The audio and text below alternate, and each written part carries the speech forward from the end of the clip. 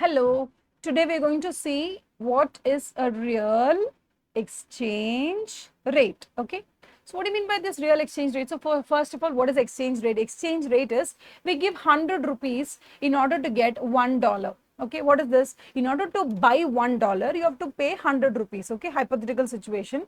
To make the understanding easier, we have taken this as 100 rupees. So 100 rupees is equivalent to $1. So this is your nominal exchange rate. What is this nominal exchange rate? This is the amount of rupees that you give in order to buy $1 is the purest cost that you pay to buy a currency. So you give 100 units of Indian currency to buy 1 unit of American currency.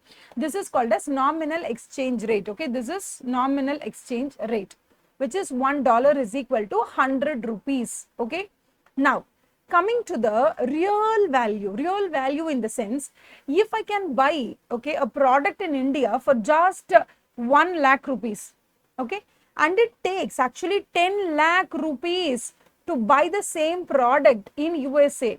What does that mean? Okay, if I buy a product in India with just 1 lakh rupees and I am able to buy the same product in USA only with using 10 lakh rupees, or I'll put it in a very simpler form. If you're able to buy a product in India for 100 rupees, for example, a lunch, 100 rupees lunch is good here. And if you want to have that kind of a quality lunch in USA, it takes you $10. Okay, which means in terms of rupees, if you want to buy the dollars by giving rupees, how much rupees you should spend in order to buy that product there? You have to spend 1000 rupees. Do you understand?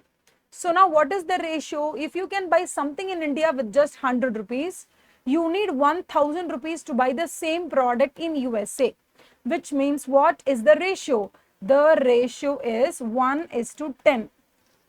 So the ratio of purchasing power of rupee, what is the purchasing power of rupee in India? In India, 1 rupee can buy a product, but in USA, 10 rupees can buy a product. Do you understand? So this is the ratio that we have formed. Or you can say with 100 rupees, what I can buy in India. If I want to buy the same product in USA, then I have to spend 1000 rupees. This 1000 rupees, again, I'm telling you, I have taken only from the purchasing or the purchase price based on US market. So in the United States hotel, if you only pay $10, you'll be able to buy a breakfast. Okay, even in a bagel cart, you have to go and buy some bagel or burger. It takes $10 for an individual to buy breakfast or lunch. So this $10, which is multiplied by 100 rupees, which is nothing but our nominal exchange rate we apply. And then we find out that $10 into 100 rupees, which gives you the answer as 1000 rupees. So whatever you do with 100 rupees in India, you'll be able to do with 1000 rupees in USA. So this ratio that we form here is the ratio of what? Purchasing power of rupees in India versus USA. Do you understand? Yes. So now what are we going to do? Now we say that if we are paying 100 rupees in order to purchase just $1, imagine what 100 rupees can buy in USA. What 100 rupees can buy in USA, the same quantity I can buy here with just 10 rupees. Don't you think so?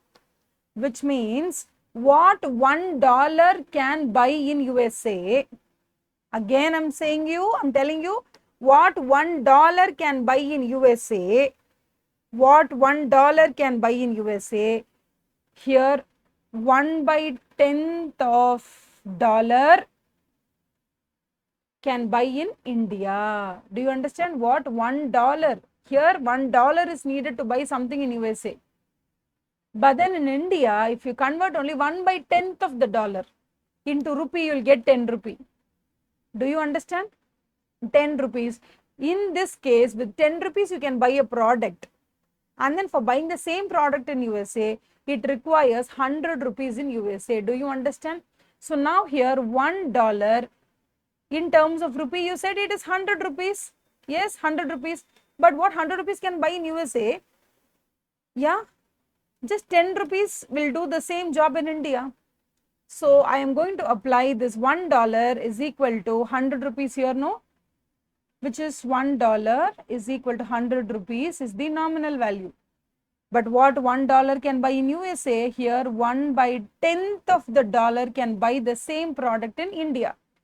So here the real purchasing power is 1/10th of the dollar value in terms of Indian rupee, which is nothing but 10 rupees. Do you understand? What $1 can buy in USA, to buy the same product, we require only 1/10th of the dollar here. So 1/10th of the dollar would mean 10 rupees is more than enough to buy the same product in India. So now tell me, $1 is actually equal to 10 rupees. But the nominal rate is $1 is equal to 100 rupees. Can you tell me why?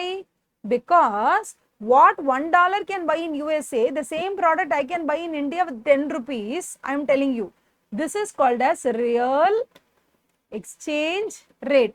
But in reality, you cannot give 10 rupees and get $1 because you are not going to use $1 in India. Okay.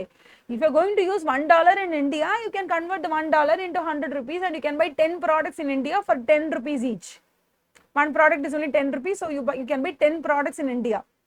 But if you want to buy some product in USA, you literally have to buy dollars, and only using the dollar you can buy a product in USA. Now you may ask me, ma'am, if we want to buy a product in India, okay, it takes only 10 rupees. And if you want to buy the product in USA, it takes 100 rupees. So why you go and buy in USA? Why not buy in India? Now we have to understand that there are certain products that are available only in USA, not in India. See, for example, if you take a burger, it is available in India as well as in USA. If you take some breakfast, it is available in India as well as USA. If you take some rice, it is available in India as well as USA.